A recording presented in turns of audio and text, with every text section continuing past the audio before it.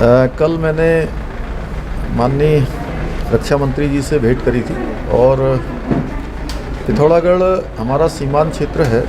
वहाँ पर जो हवाई अड्डा है, हवाई पट्टी है, वो हवाई पट्टी का विस्तार हो और उसके लिए डिफेंस को पिथौरागढ़ का हवाई अड्डा देने का हमारे मंत्रिमंडल ने हमने फैसला किया था। उसी के संबंध में कि जल्दी से जल्दी जो है उस हवाई पट्टी को एयरफोर्स ले ले, डिफेंस ले ले और उस पर काम करे। इसी प्रकार से जोशीमठ और धारचूला 2 स्थानों पर सेना के हेलीपैड हैं। उन हेलीपैडों का संचालन सेना करती है, लेकिन समय समय पर राज्य को भी बहुत सारे ऑपरेशन करने होते हैं, बहुत सारी जगह पर आपात सेवाओं पर भी जाना होता है, तो उसकी अनुमति राज्य को भी बराबर रूप से दे दी जाए। और साथ में कुछ स्थानों पर जो सैनिक बाहुल्य क्षेत्र होने के कारण से कैंटीन इत्यादि वह भी हमारे यहाँ पर अधिक खोले जाने की मांग लगातार की जाती रही है। रुद्रप्रयाग क्षेत्र में 30,000 से अधिक सैनिकों के बीच में CSD कैंटीन न होने के कारण से उनको दूर दराज के क्षेत्रों में जाना पड़ता है, तो वहाँ पर कैंटीन की सुविधा के लिए वहाँ कैंटीन खोल दी जाए। साथ में ECHS का एक केंद्र वहाँ खोल दिया गया है, उसके लिए मैंने माननीय रक्षा मंत्री जी का धन्यवाद किया है।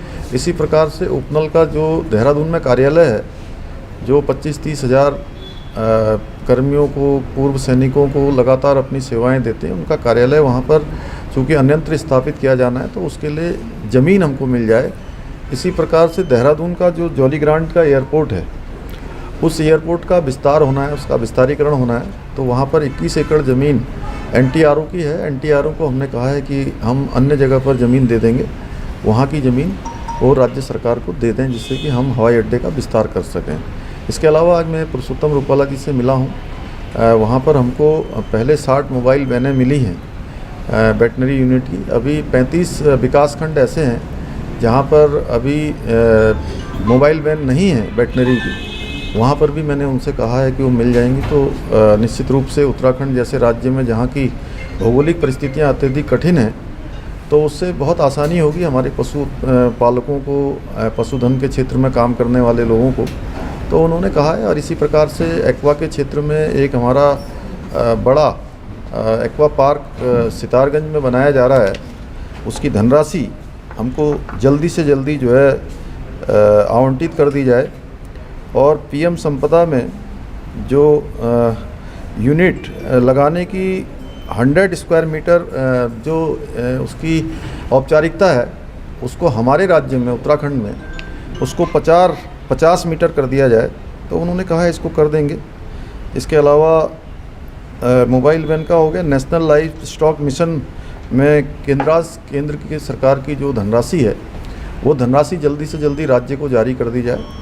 इन सभी मुद्दों पर बात हुई है और उन्होंने मुझे आश्वस्त किया है कि हम राज्य के अन्य मुद्दों पर भी और राज्य को पूरी तरह से प्राकृतिक कृषि की ओर ले जाया जाए, यूरिया का उपयोग कम से कम किया जाए और जो राज्य यूरिया का जितना कम उपयोग करेगा उसकी धनराशि 50% उस राज्य को वापस की जाएगी। तो हम सोचते हैं कि उत्तराखंड राज्य इस दिशा में एक अच्छी पहल करके राज्य का मॉडल राज्य बन सकता है।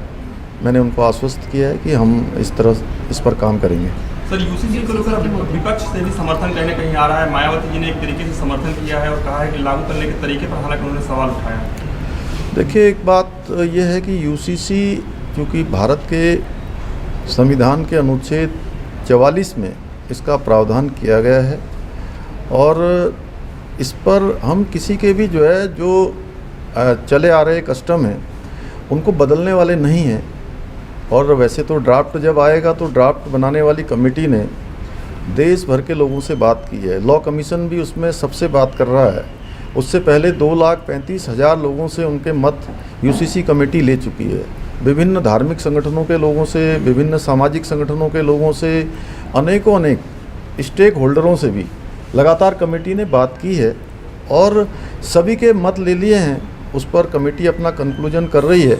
कमेटी की एक बार रिपोर्ट आ जाएगी तो उसके बाद उसमें जो भी और विधिक परीक्षण होना है या और जो भी कानूनी रूप से किया जा सकता है, संवैधानिक रूप से किया जा सकता है, उस पर पूरी चर्चा के बाद, पूरा उसका आकलन करने के बाद उस पर आगे कार्रवाई होगी। सर कमेटी के किसी मेंबर से आपकी मुलाकात हुई है या प्रस्तावित है आज, क्योंकि वो भी दिल्ली में है? नहीं, कमेटी के मेंबरों से कल मेरी मुलाकात हो चुकी है। सभी लोगों ने हमको बताया, उन्होंने कहा है कि हमने लगभग जो है सारे संकलन कर लिए हैं। जल्दी ही कमेटी हमको जो है ड्राफ्ट बनाकर दे देगी। कोई तारीख वगैरह है सर जिसमें आपको ड्राफ्ट रिपोर्ट मिल जाएगी?